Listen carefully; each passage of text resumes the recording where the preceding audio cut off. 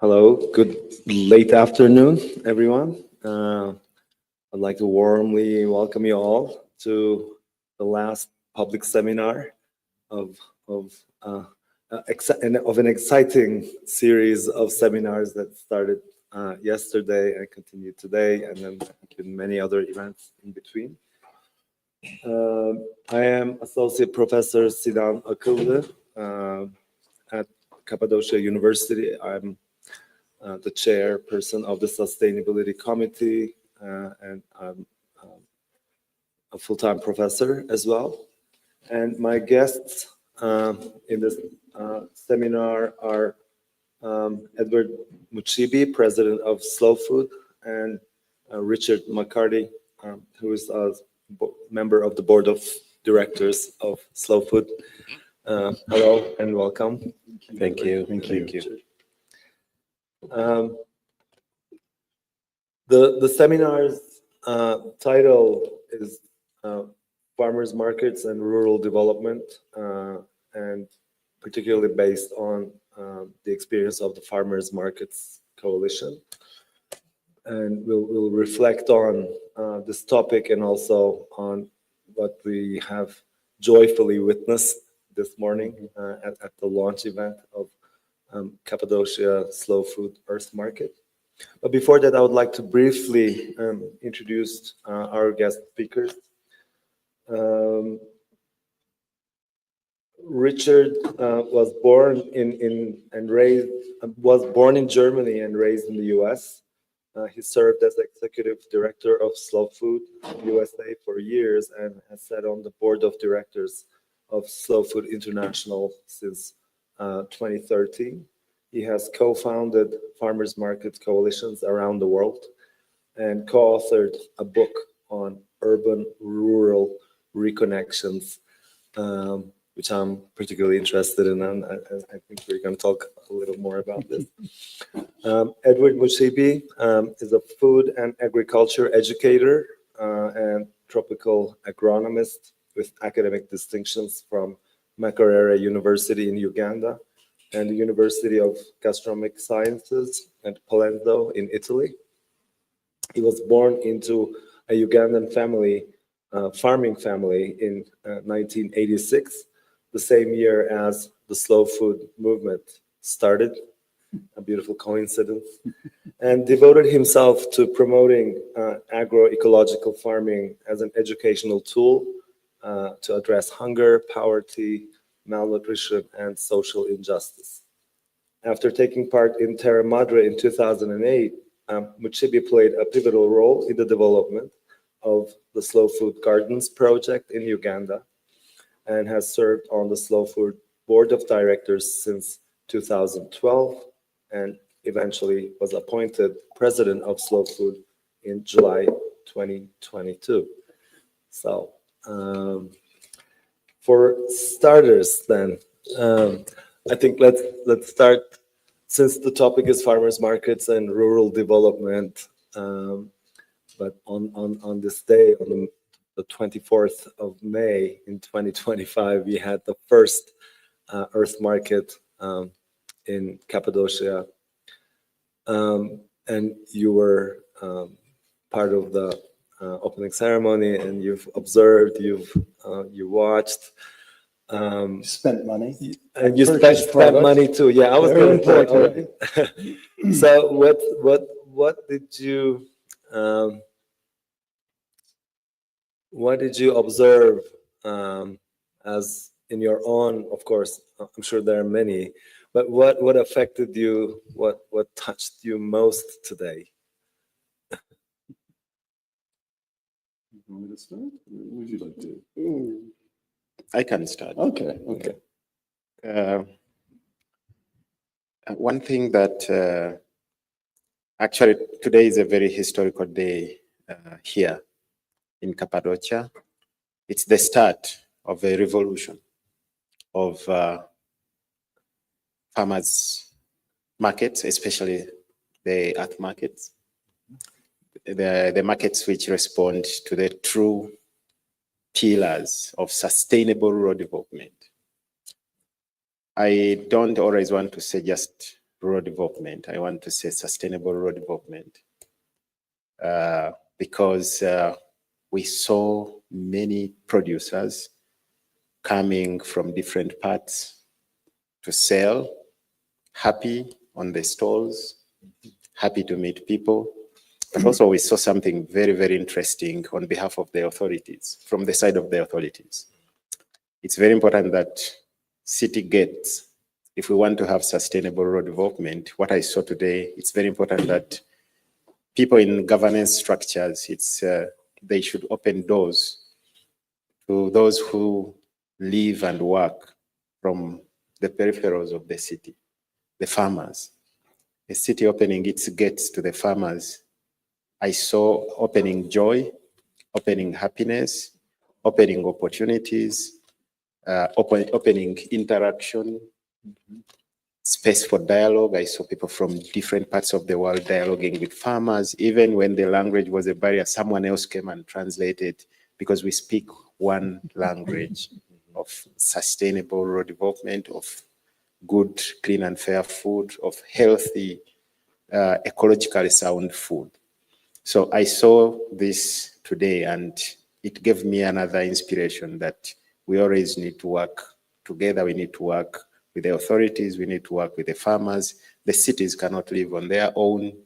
They need the farmers outside these cities or farmers in and outside the cities. But also farmers need to come and meet consumers and talk to consumers, not only to sell products, but to interact. For me, this is one of the things that captivated me, because when we talk about sustainable rural development, we are looking at these three pillars. One of them is social interaction. If you want to develop a place, you need to create room for social interaction. Farmers to interact with the rest of the community, consumers to interact with the community. I saw political figures appreciating and talking to the farmers. We rarely see this kind of interaction. This is one of the major pillars of sustainable rural development, social interaction. But another pillar is also on ecosystems governance and management. This has to do with the environment. The products we see in the farmers market that was launched today, they are ecologically sound. They're produced in respect to the environment. They're produced with a clear attention to preservation of biodiversity, which is one of the major components of the environment, with a very low carbon footprint, because they come from not far away. They don't have to fly to Cappadocia. They're also part of the cultural heritage. So this is another important pillar fulfilled today in this market. Another important pillar of sustainable rural development is economic growth or economic returns or outcomes. If you want to develop places, if you want to support rural communities transform themselves, we need to create economic opportunities for people. And like I said, opening this market means opening new economic opportunities to the farmers. We bought products today with joy, with happiness, without any worry, because it's a dialogue and you get to know how products were produced. But in the end, you spend money. Someone goes back with something to reinvest in the production system. So that's the third pillar. And these markets fulfill all these pillars, which makes the markets a very strong component or tool to achieve sustainable rural development. And we have seen this practically today. So for me, this is the reflection I've had since morning when we started with the launch, but also with the visit, with the purchase, with all the transactions happened and the dialogue. And it's still in my mind. And I think we need millions and millions of such markets in every place if we want to achieve sustainable rural development. I too was really overwhelmed by how natural and easy it looks. It almost looked as though the market had always been there, even though this was a new beginning. Mm-hmm. And I think in part it is because there's something in our cultural DNA that recognizes the simplicity and the beauty of a community of farmers coming together, both as competitors, but also as cooperators, As a because community, yeah. they benefit from being so near one another, the critical mass. Mhm. And the beauty of the farmer physically standing behind their products and standing behind the fruits of their labor and selling it directly, looking it in the eyes of the consumer, is an ancient relationship. And that's why it feels like it's always been there. Mhm. But the truth of the matter is, this market that opened today, the work began 2 years ago, Yes. because it takes so much time to rebuild the relationship between urban and rural, to retool the farmer and the farming family enterprise, to rethink their model is not just about production, Mhm. but they can control more of their livelihood, more of their future, by connecting not just to one person that you sell to, but to a community of consumers. So you diversify your risk. Yes. So it's a risk mitigation strategy. Yes. But it's an intervention. You know, when you look at where food comes from the land all the way to the hands who purchase it, we could be intervening at many different points, and we must intervene at many different points. But the beauty of intervening at the point of sale is that you begin to create a new relationship between supply and demand, between the consumers, who generally know very little about how difficult it is to get the product from the land, Yes. how much investment, how much talent it takes. Mhm. And they become advocates for, fans of the farmer. And in markets that can be very small, they can be huge. You can not know the farmer's name. You just know, oh, that's the chickpea man that I go to Yes. every day, you know, every week. Mhm. These loose social ties are so important for rebuilding not just the commercial contract between supply and demand, Mhm. but the social contract that we in the city actually become advocates for the farmers. Similarly, the farmers become advocates for the town, because their livelihood is now based upon the families who purchase their products. Mhm. So we rebuild a social contract that had broken down. Mhm. And we know that the history of markets, you know, in fact, so much of it research has been done in your country, in Turkey, that markets existed before agriculture. And they found that through archaeological findings, that the linkage, you know, of finding foraging products began before actual agriculture. So there's something really built in that Mhm. our cultural history, that we recognize these transactions. Yes. But as easy as it looks and natural, it requires as Eddie described, very clear governance, rules and regulations. It requires some very skilled political aptitude to negotiate with local authorities, who often create throughout the world a very hostile environment for the dignity of the farmer to come into the town, which can be very intimidating, to sell the fruits of their labor. Are they going to encounter permits and taxes and health regulations and all of these? So the market organizers need to develop a very broad political base of support and help negotiate and facilitate this easy transition between town and country, which isn't always so easy. Mhm. And what was on evidence today was the organizers had done their political homework. They had taken a very intelligent approach Mhm. to recognize that there is a balance here, the balance between the farmer and their interest, the balance between the consumer and their interest of access to good, healthy, local, fresh food, or as we say in slow food, food that is good, clean, and fair. Mhm. And also an attention to that this is a public space. We know that the world we live in does not value public spaces. We only value automobiles riding down highways. And we must begin to not just preserve existing public spaces, but design temporary ones where we can begin to recreate community. Mhm. So that's what I found from today's experience, in addition to the many, many products that I will be packing and bringing back home and sharing with my family, which makes it both hyper-local and hyper-global at the same time.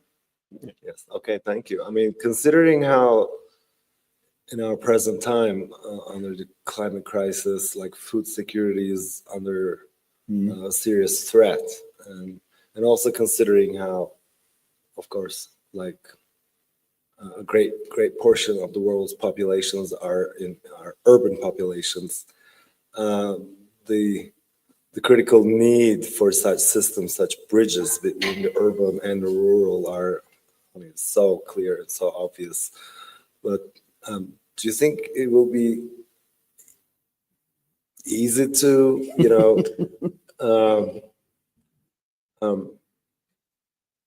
tell this story and persuade larger and I don't know, like even metropolitan communities in a short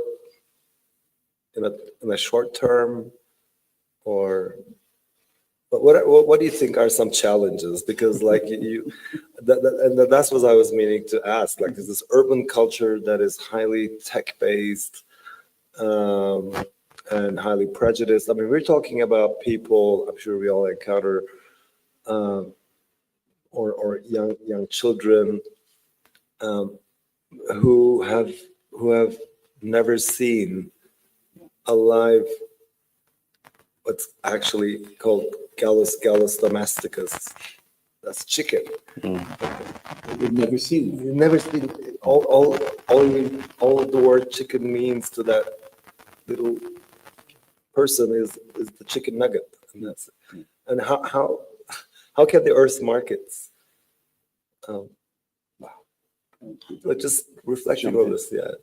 I think it's experience. Mm-hmm. And I think, day one of a market is very exciting. It can also be terrifying. Yeah. Day two is harder. Day three is even harder. I mean, it's over time. You build, you learn and evolve. I mean, and because not only is it experience for the farmer to learn what consumers want and know, it's experience for the consumers to learn what's in season, or they may learn about a product that their grandparents ate, but they had never seen before. I mean, there is all of that. It is also the experience of how to manage a space and adapt to what is possible. I mean, we may have an image in our mind of what the market should be. It should be giant and there's produce everywhere and all. It's also a reflection of where we are today. What is the health of our food system? So you build it week by week. This is, I think, a fortnightly market. So every 2 weeks, Yes, every other. it will evolve.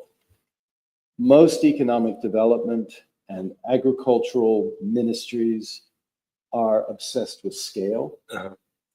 They're obsessed with conformity, and markets can be small. They can be very nonconformist.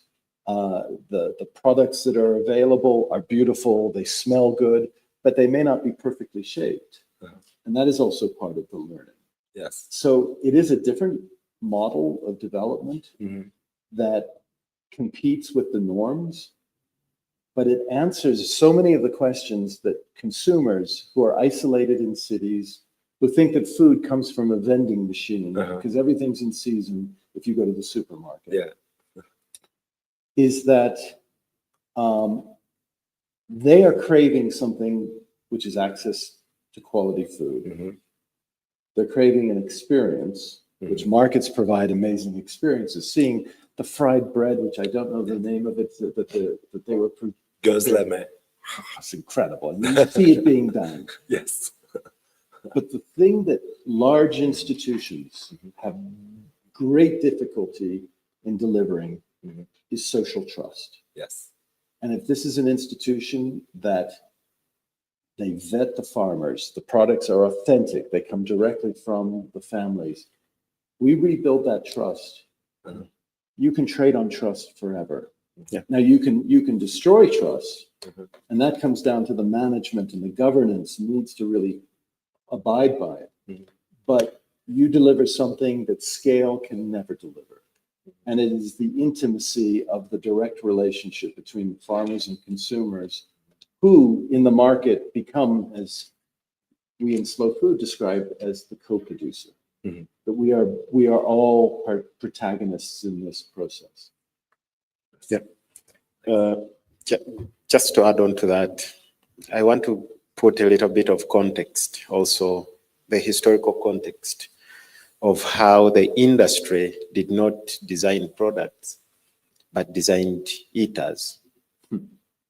So what we see in the market today is what was there, and humanity was there, and we ate this diversity we saw in the market today.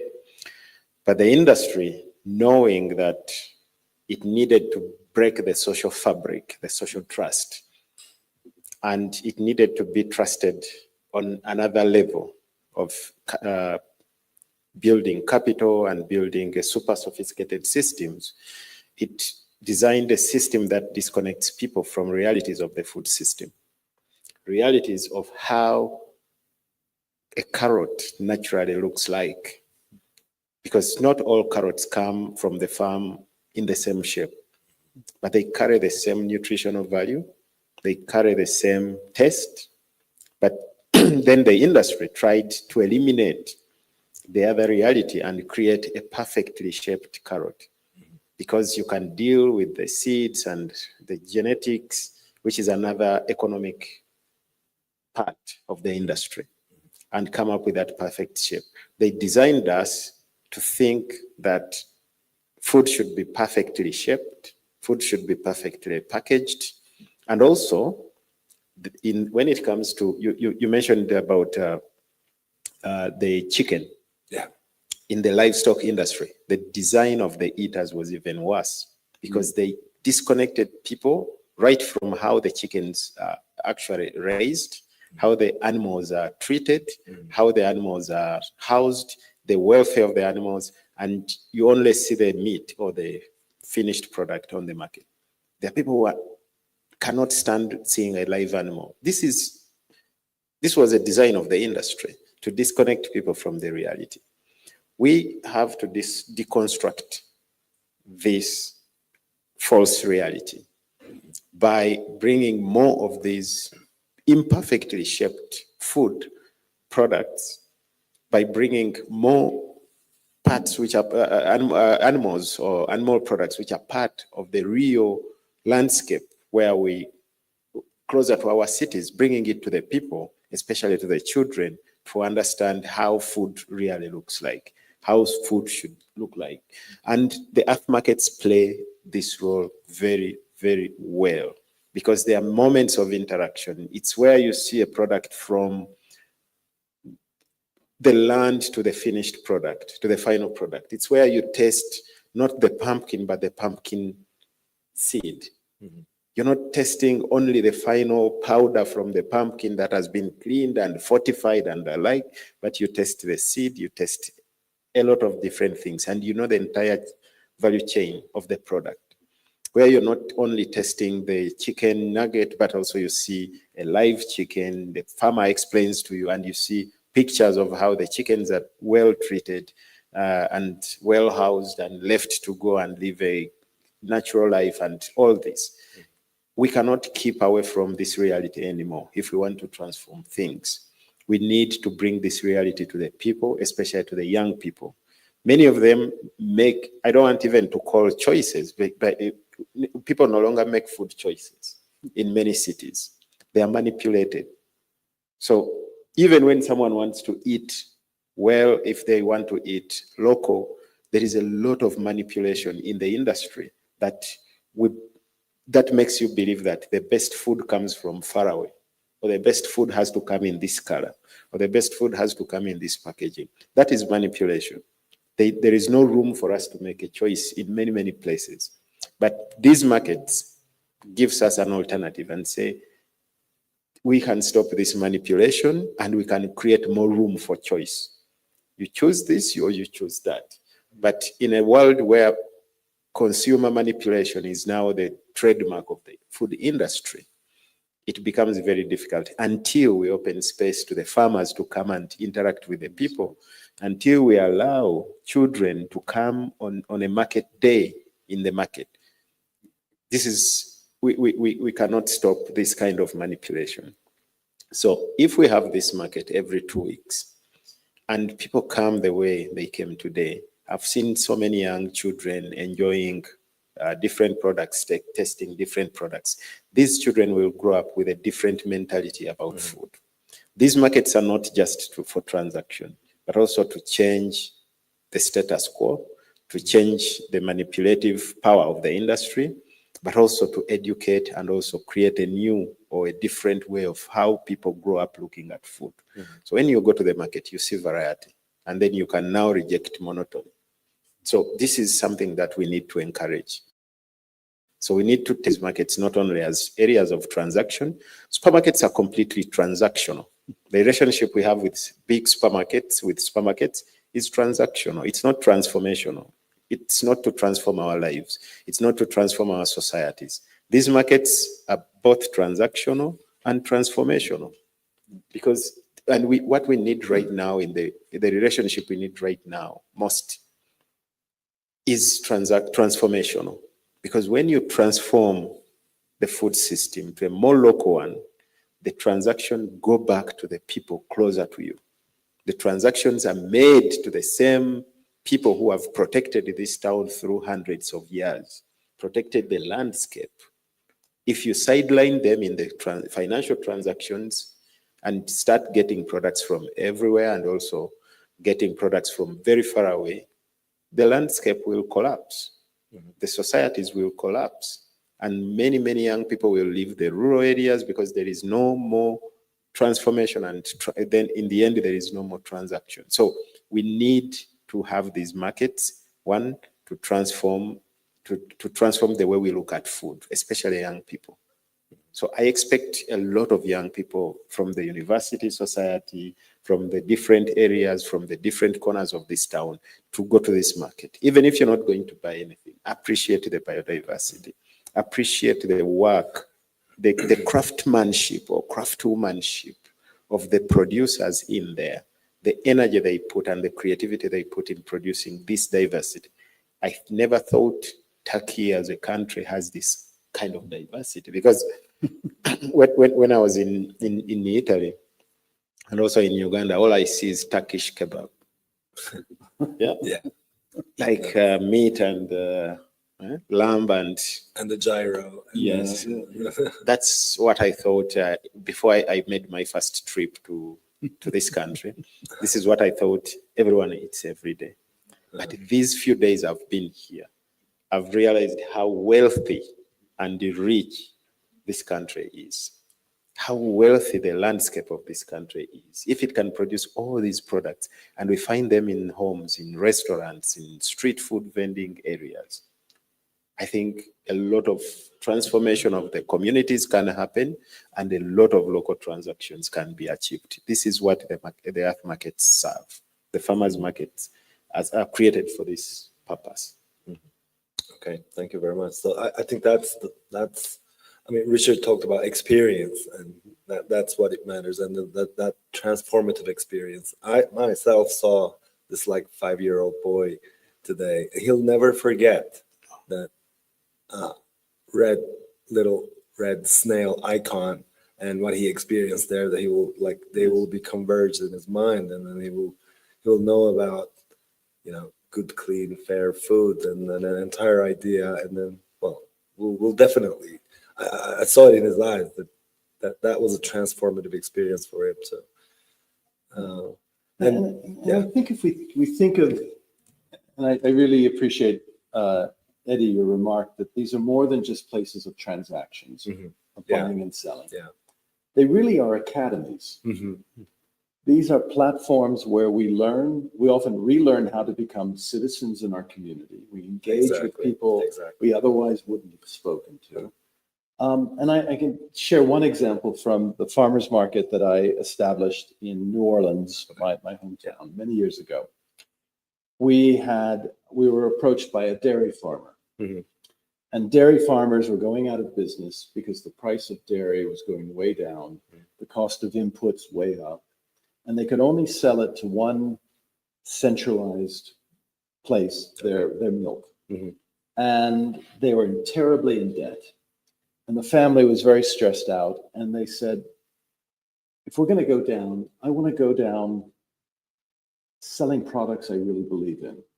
Mhm. So we connected them with a very important New Orleans chef,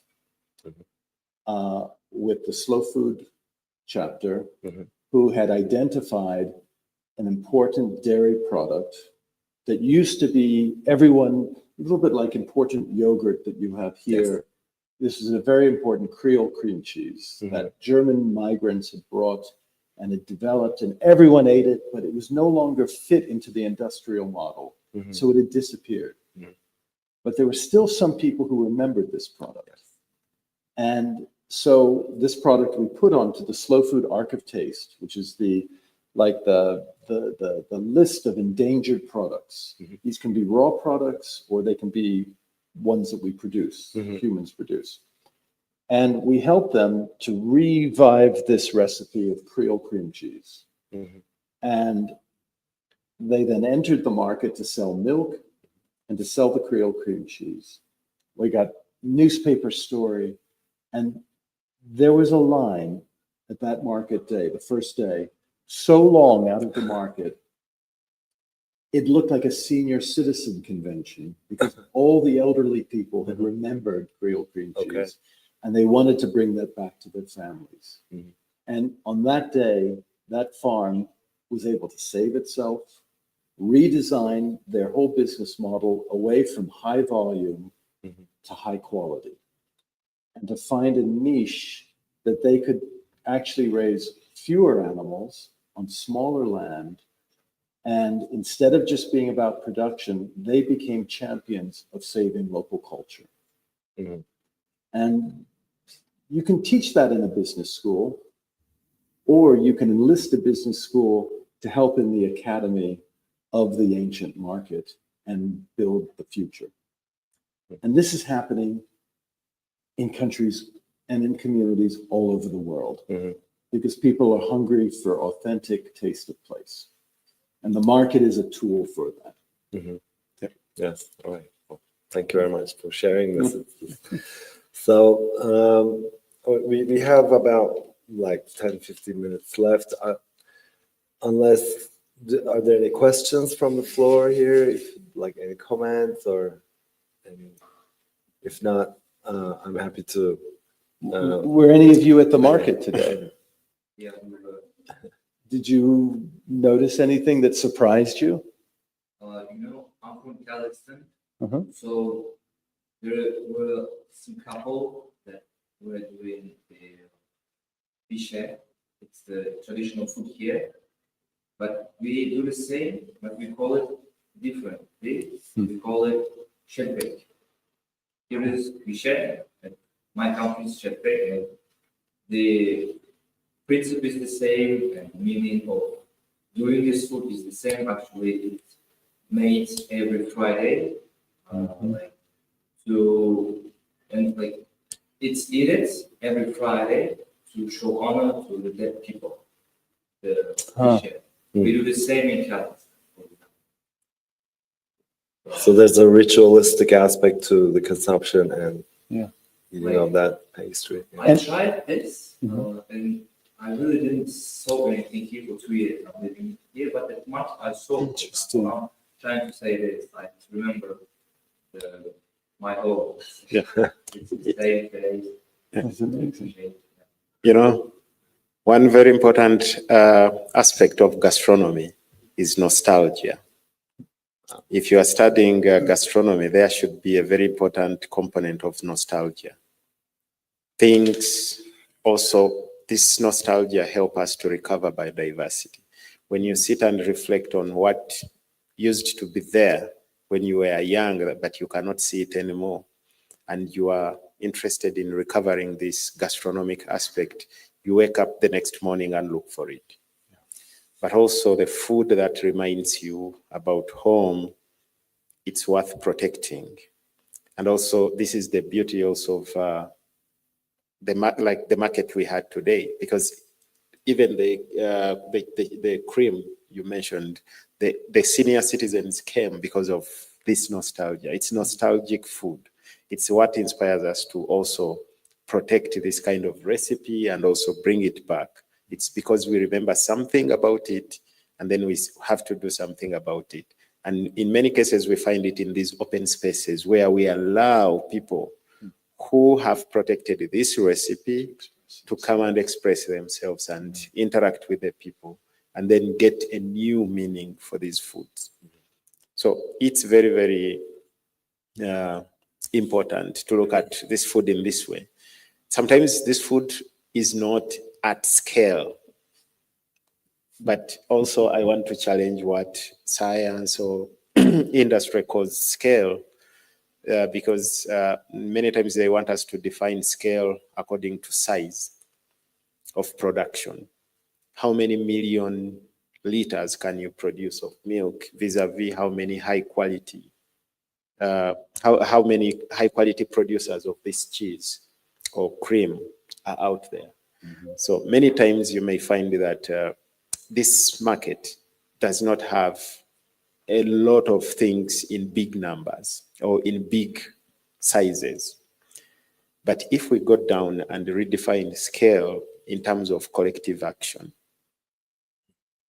this is what political or policymakers need to understand. If we define scale in terms of collective action, we can actually, local farmers and rural farmers around this city can feed this city. Because if we have 100 earth markets in this city, creating room for all the farmers around this city, more and more food will come to this city. More and more producers will of this nostalgic food will appear, because it's not that only one who is doing that. There are hundreds, but they don't have the opportunity to come and share this recipe with the rest of the people. So you'll have this food at scale, in terms of collection, in terms of collective action of the producers who are working on this recipe. So this is also how we have to define scale with the policymakers if we are talking about farmers markets. We don't need one big farmers market and force everyone in there. We need to use more public spaces to create more markets on different alternating days. So this is also where someone can find what they want in case they cannot go to the market on Thursday, they can find in another market on Tuesday. So this is also scale. So this is something that I also wanted to highlight, what I saw today. If we recreate these markets everywhere, it's actually scale. Yeah. It's not like they are really small, no, small but big in numbers. Critical mass. We can have more and more good food, more healthy food coming to this city. And we cannot be worried about feeding a growing population, because food is out there. Smallholder farmers feed the world, but they don't have a lot of opportunities to reach the people who want to eat that food directly. So we have to also focus on that. Okay. All right. Thank you very much. I mean, there are so many other things to, maybe stress in the example of the Earth market and what it does in terms of space, in terms of vision, in terms of the paradigmatic shifts that it suggests, like how do we reconsider scale, or how do we reconsider transformation, how do we reconsider biodiversity or nostalgia or gastronomy itself. Yes. That was a very good point. So the next thing, and perhaps the last thing in the remaining time, I also observed that all of this, and Richard, you talked about how like the Earth market experience builds trust as opposed to the standardized feeling of just, paying for something in a supermarket. But then like the trust in the packaged commodity comes from our trust in the barcode system, and it's like, but now we're looking at a human, and the technology in between is, I think, at this point is very critical. Like the relationship between Earth markets, in other words, and technology. How should we consider?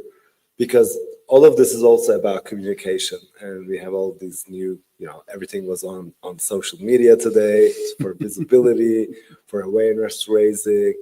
But then is technology, or what kinds of technologies can really trigger and empower this local and rural development, in relation to what you're trying to do in the slow food philosophy, and what kind of technologies would undermine its potential power, do you think?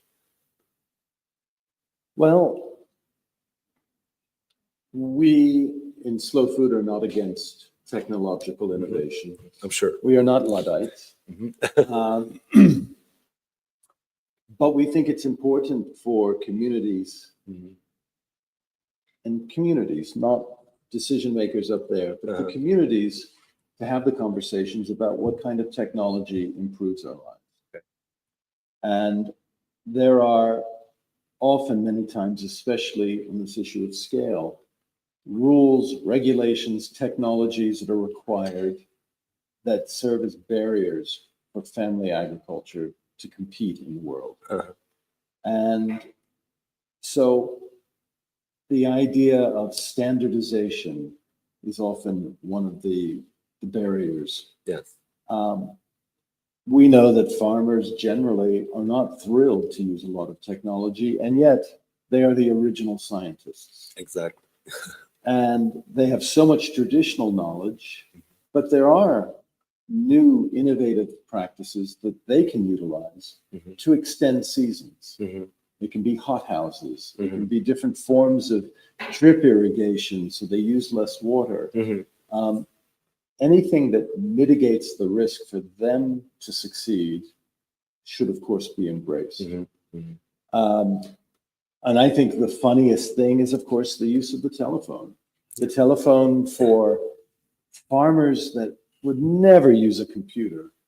They'll go onto their Instagram page or their WhatsApp chat group and show pictures in the field of what they've got coming in this week. That's a great use of technology that is adaptable. But the technologies we think undermine that sort of control are genetically modified crops that require farmers to only buy the seeds from one source and have to use the pesticides.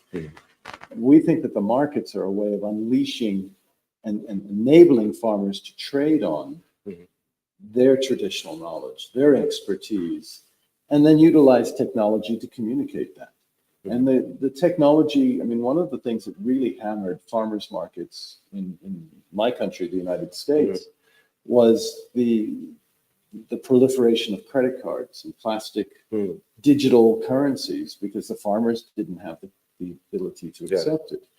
We found ways to work around that, but it's not easy because, of course, the fact that the farmers market even exists is a victory, because we're not supposed to be here. We're supposed to just allow for the proliferation of online sales, supermarkets, all these institutions that remove us from each other. And the fact that we exist is an innovation. And we know, I mean, And a revolution. And a revolution. They did a study years ago that in supermarkets, shoppers tend to have one conversation. We did studies finding that in farmers markets, people have many conversations because the architecture of the place, you buy jams from the jam lady, you have a conversation. You queue up, you have a conversation with other shoppers. You have so many more social interactions. This is an innovation because it rebuilds the opportunity to learn. Okay, thank you very much. Would you like to add something to to that? Yeah, I think Richard has said everything, but also what I realize in the farmers market is the technology to transact. Yeah. When I came to New Orleans, I saw something very interesting that Richard was doing when I visited the farmers market in New Orleans 10 years ago. And those farmers who today many farmers, people wanted to pay by card, but many farmers could not, they did not have the point of sale machines. But I saw in the farmers market there, this is something that I appreciated so much. There is a single or there is a station for point of pay, and then you get wooden tokens. So each token is specific amount of money. So you take these tokens and give it, you pay by card, and then you get a number of tokens which you go and give to the farmers and take the products. In the end, these farmers take back the tokens and they get the money. So this is one of the technologies that can mitigate, because we need technologies that farmers can manage that do not limit the freedom and the rights of the farmers to do what they are doing. Like Richard has talked about homogenization of genetic resources through GMOs. This is the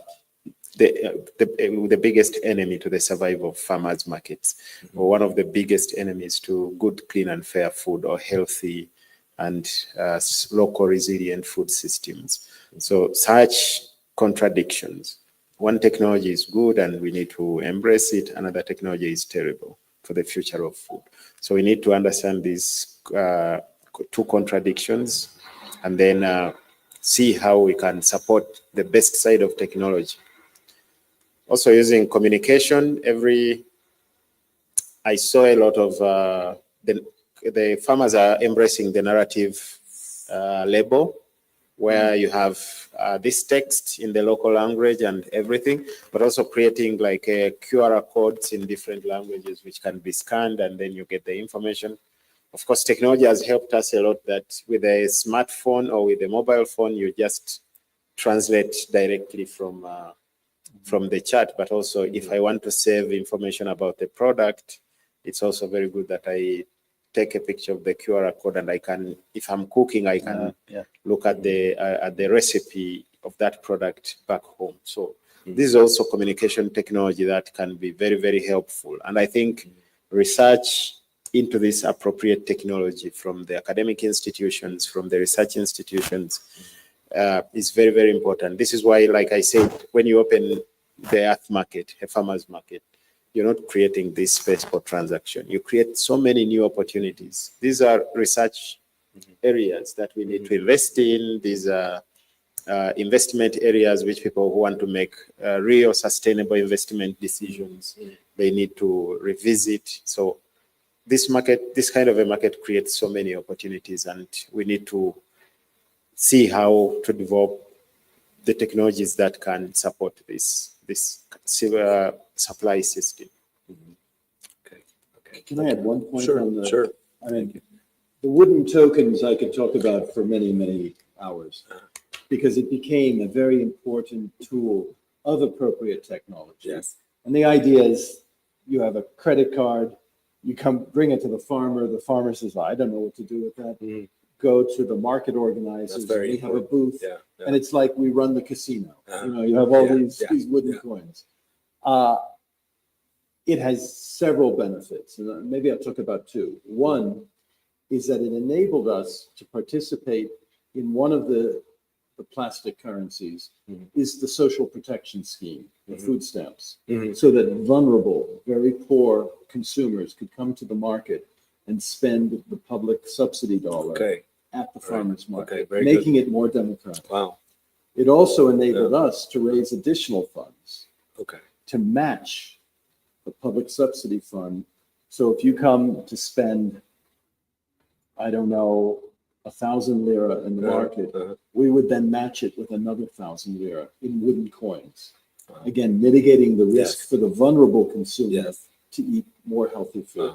Uh-huh. The other thing we noticed is that we would repay the farmer once a month. Mhm. So they'd have to walk around with a month of wooden coins, Uh-huh. which, they loved, didn't love. But what we found is that they treated the wooden coin income differently than the cash. So there was a financial literacy change where they looked at that's the money they'd use for reinvestment versus the cash, which they would use for just cash flow. Yes. So we found that intervention changed the financial literacy and approach of the farmer. Wow. That's So it's so extraordinary, these like intricate Uh-huh. academies that we Uh-huh. find ourselves in. Uh, yes. Wow. There are many, many interesting stories that could, I don't know, be replicated Yes. perhaps, and brilliant ideas elsewhere in the world. So the slow food is like with this entire philosophy and this experience is very exciting, and it has a new base here in Cappadocia officially as of today, and we're very happy to be part of it. And thank you very much for coming again and joining us on this joyful day and sharing your experience, prompting new conversations among decision makers, in the academy here, and hopefully this will continue. And we look forward to learning from you, because what you do here will be something we've not dreamt of. So And so you are the protagonist to shape what slow food means for you and your community. all right, so there will be more episodes of this Yes. story. So, all right, thank you very much for this Thank you. conversation. Thank you so And, much. we would like to see you back here in Turkey again sooner Always. than later. Very much. Thank you for the invitation. Thank you very much.